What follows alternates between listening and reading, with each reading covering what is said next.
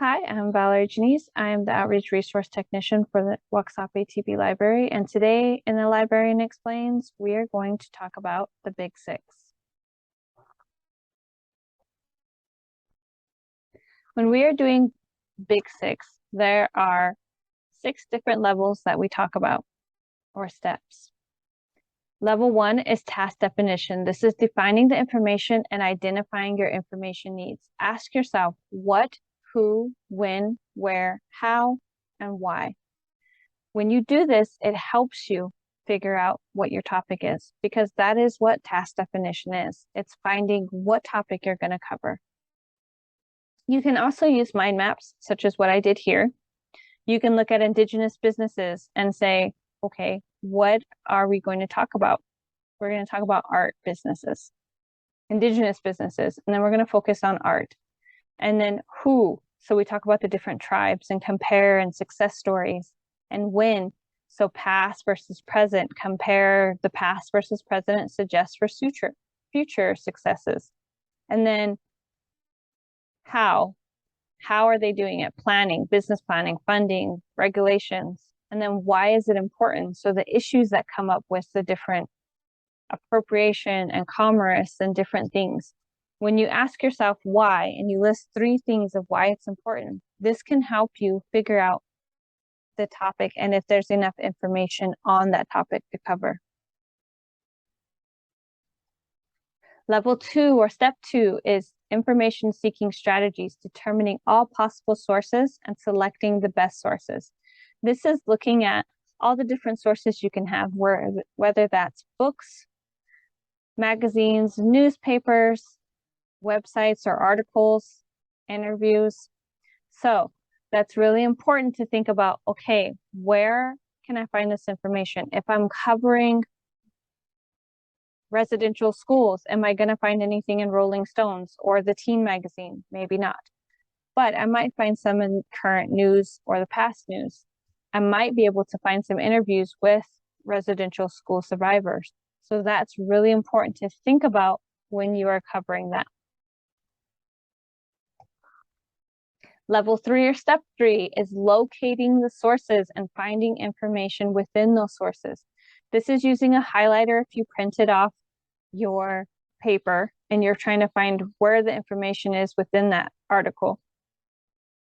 Whether if you're on a website or looking at the databases online, you can go into Chrome and those 3 dots up top will find the find button, or you can go Control F and then type in your topic and it'll highlight those words. That can help you really identify where your information is within the sources you're using.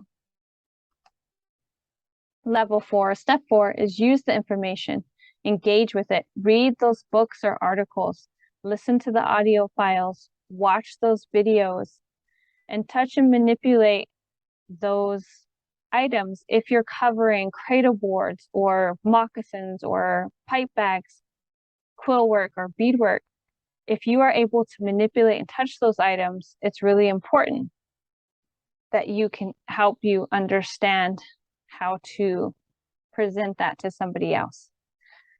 That being said, if you are touching and manipulating cradle boards or moccasins, be aware that everybody has oils in their hands and that can ruin the leather and damage the beadwork or quill work.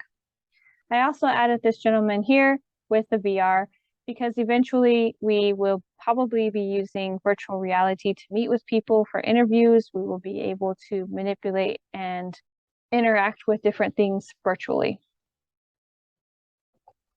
Level 5 or step 5 is synthesis, organizing from multiple sources and presenting your information. This is where you have to understand if you're writing an APA or MLA. This is writing outlines of your papers to organize all the different areas that you're talking about. And sometimes it can help using sticky notes or different things like that to go, okay, this is going to be in my paper here, here, and here. So that's one thing that you need to think about. A synthesis is just bringing everything, all the quotes, all the information that you learned, bringing it into your paper. Remember to cite your information or your images that you're using. Level 6 or step 6 is judge the product for effectiveness and judge the process for efficiency. This is the editing process. So this is where you can use Grammarly, which is available to all OLC students, and you can check our website or contact the library for information on that.